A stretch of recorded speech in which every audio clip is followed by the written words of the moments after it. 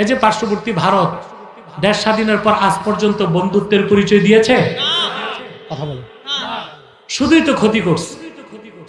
এবার বাংলাদেশের মানুষও বুক টান করে দাঁড়ায় গেছে, সবচেয়ে সাহসিকতার পরিচয় দিচ্ছে আমার বীর সন্তান বাংলার বর্ডার গার্ড। ইটের জবাবে পাটকেল, ঠিক না? এটাই তো দরকার। কথা বলেন।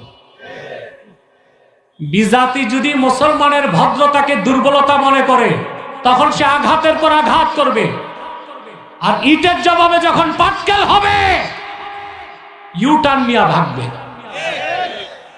দেখতেছেন ইসলামের বাইরে কোনো ভালো কিছু থাকলেও নেওয়া। আমি একটা উদাহরণ দিচ্ছি। ওষুধের মধ্যে সবচেয়ে দামি হচ্ছে কেমোথেরাপি। কি? ক্যান্সারের এক একটা কেমোথেরাপি ইনজেকশনের দাম 1 লাখ 1.5 লাখ টাকা, বুঝলেন? এখন আপনি এক বোতল কেমোথেরাপি কিনেছেন, এটার তারিখ হচ্ছে 25 জানুয়ারি রাত 12টা। কোন পর্যন্ত? এখন 26 জানুয়ারি রাত 12টা, এটার দাম কত? এখন পর্যন্ত দাম 1,50,000 টাকা। আর রাত 12টা পার হবার পর দাম কত?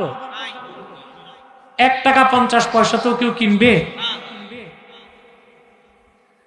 নবী মুসা আল্লাহর পক্ষ থেকে যে শরীয়ত এনেছিলেন, ঈসা নবীর শরীয়তের মাধ্যমে সেটা মেয়াদ উত্তীর্ণ হয়ে গেছিল।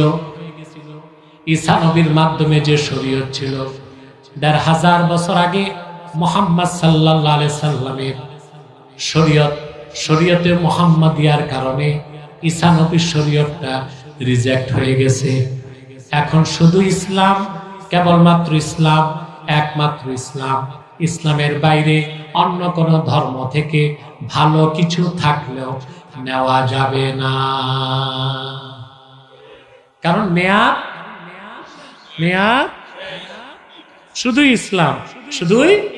এই জন্য আল্লাহ বলেছেন উদখুলু ফিস-সিলমি কাফা, পরিপূর্ণ ইসলামে প্রবেশ করো। আল্লাহ তাআলা সাহাবায়ে কেরামকে শিক্ষা দিলেন যে তোমরা আগে যারা ইহুদি ছিলা এখন আর পূর্বের ধর্মের ভালো কাজও করতে পারবা না, শুধু আমার হাবিবের শরীয়ত দ্বীন ইসলামকে মানতে হবে। বলেন সুবহানাল্লাহ। আমি কথা বুঝাতে পারতেছি? মাথায় ঢুকতেছে? ঈমান ও ইসলামের পরিচয় পাচ্ছেন? তাহলে আমরা ইসলামের বাইরে কোনো কিছু চিন্তা করতে পারবো? বাংলাদেশে এখন কিছু বুদ্ধিজীবী, কিছু রাষ্ট্রচিন্তক, কিছু দার্শনিকের উদ্ভব ঘটেছে, যারা ইসলামের পরিচয় দিতে চায় পশ্চিমা দার্শনিক, ঐতিহাসিক ও থিওলজিস্ট, ধর্মতত্ত্ববিদদের সংজ্ঞায় ইসলামের পরিচয় দিতে চায়। তা কোনোদিন গ্রহণযোগ্য হবে না। পশ্চিমা দার্শনিক, ধর্মতত্ত্ববিদ, ঐতিহাসিক তারা ছিল অমুসলিম, তারা নিজেরাই তো ইসলাম চিনে নাই। তারা ইসলামের যে পরিচয় দিয়েছে সেই পরিচয় দিলে ইসলাম সম্পর্কে মানুষ সঠিক ধারণা পাবে? ইসলামের পরিচয় নিতে হবে কোরআন থেকে, সুন্নাহ থেকে, আর ইসলামের ইতিহাস থেকে। ঠিক কিনা বলেন? আল্লাহ যেন আমাদেরকে পরিপূর্ণ মুসলিম হবার তৌফিক দান করেন। বলুন আল্লাহুম্মা আমিন। কথাগুলো মনে থাকবে? আমরা অন্তত আমাদের জীবন চলে গেল ঈমানকে ধারণ করব আর পরিপূর্ণ মুসলিম হয়ে আমরা মৃত্যুবরণ করতে চাই। আল্লাহ আমাদেরকে কবুল করুন। বলুন আল্লাহুম্মা আমিন। বিদায় লগ্নে সাদাকাল্লাহুল আযীম ওয়া সাদাকা রাসূলুহুন নবিয়ুল কারীম ওয়া নাহনু আলা যালিকা মিনাশ শাহিদিন ওয়াশ শাকিরিন ওয়ালহামদুলিল্লাহি রাব্বিল আলামিন। আমি বিদায় লগ্নে আপনাদেরকে একটি কথাই বলবো। তাহরিকে খাতমে নবুয়ত বাংলাদেশ একটি অরাজনৈতিক সংগঠন, ঠিক কিনা? খাতমে নবুয়তের আন্দোলন সবচেয়ে বড় আন্দোলন, খাতমে নবুয়তের জিহাদ সবচেয়ে বড় জিহাদ। এটা জানেন আপনারা? কথা বলেন। খাতমে নবুয়ত অস্বীকারীকে মুসলমান বলার সুযোগ। খাতমে নবুয়ত কি আমি সহজে বুঝাই দিচ্ছি। আল্লাহ এক, আল্লাহ এক, আল্লাহর একত্বে কারো কোনো শরীক। এটাকে বলা হয় তাওহীদ। কি বলা হয়? এটাকে বলা হয় তাওহীদ। ঠিক আল্লাহর হাবিব মুহাম্মদ সাল্লাল্লাহু আলাইহি সাল্লামকে ১৫০০ বছর আগে প্রেরণ করে আল্লাহ তাআলা নবুয়ত ও রিসালাতের দরজা চিরতরে বন্ধ করে দিয়েছেন। ওনার পরে আজ পর্যন্ত কোন প্রকার ই নবী কিংবা রাসূল আসে নাই, এখনো নাই, কিয়ামত পর্যন্ত আসবে। এই বিশ্বাসকে বলা হয় আকীদা খাতমে নবুয়ত। এই বিশ্বাস যার থাকবে না সে মুসলিম না মুসলিম? জোরে বলতে হবে, সে মুসলিম না মুসলিম? তাকে মুসলমান বলা যাবে? নিঃসন্দেহে সে কাফের। সে কি? আল্লাহর হাবিব সাল্লাল্লাহু আলাইহি ওয়াসাল্লাম দুনিয়া থেকে বিদায় নেবার পরে সিদ্দিক আকবরের জামানায় মিথ্যা নবুয়তের এক দাবিদার মুসাইলামাতুল কাজ্জাব ইয়ামানে তার প্রাদুর্ভাব ঘটেছিল। খালেদ সাইফুল্লাহর নেতৃত্বে আবু বকর সিদ্দিক রাদিয়াল্লাহু তাআলা আনহু ৩০,০০০ সাহাবীকে পাঠালেন।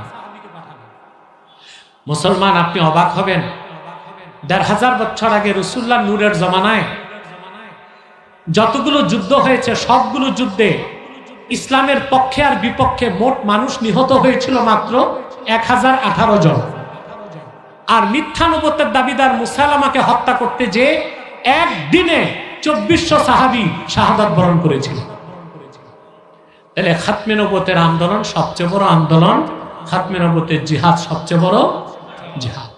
যুগে যুগে যখনই মিথ্যা নবুয়তের দাবিদারদের প্রাদুর্ভাব ঘটেছে, উম্মতের মুসলমান মিটিং মিছিল করে নাই, তরবারি দিয়ে ফায়সালা করছে। ঠিক কিনা বলে?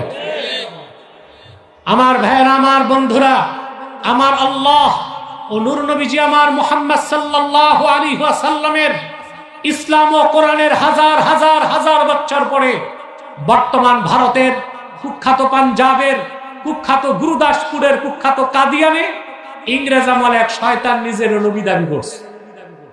চিল্লায় বলেন নাউজুবিল্লাহ। ওই শয়তানটার নাম রেখেছিল তার বাপ মির্জা গোলাম আহমদ কাদিয়ানি। সাবধান, তাকে গোলাম আহমদ বলা যাবে না, কারণ গোলাম আহমদ অর্থ আহমদ এর গোলাম।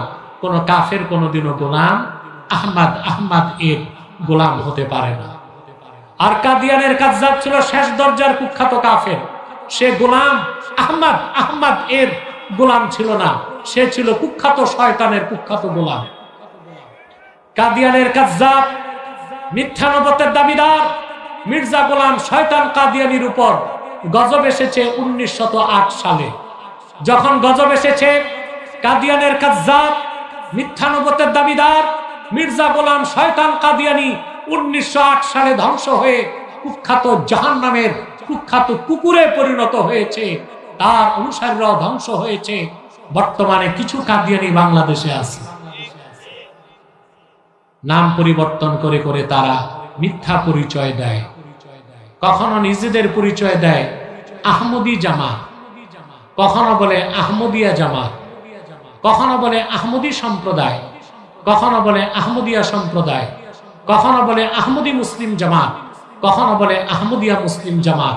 সাবধান, যত কাদিয়ানি ছিল আছে থাকবে, তারা কেউ আহমদী জামাত নয়, আহমদিয়া জামাত নয়, আহমদী সম্প্রদায় নয়, আহমদিয়া সম্প্রদায় নয়, আহমদী মুসলিম জামাত নয়, আহমদিয়া মুসলিম জামাত নয়।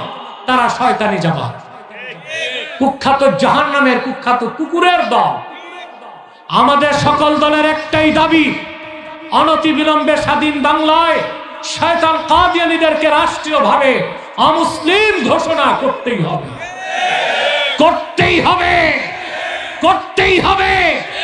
এই দাবি আদায়ে যদি তাহরিকে খাতমে নবুয়ত বাংলাদেশের ব্যানারে জান ও মাল দেবার ডাক আসে, কারা কারা প্রস্তুত আছেন? হাত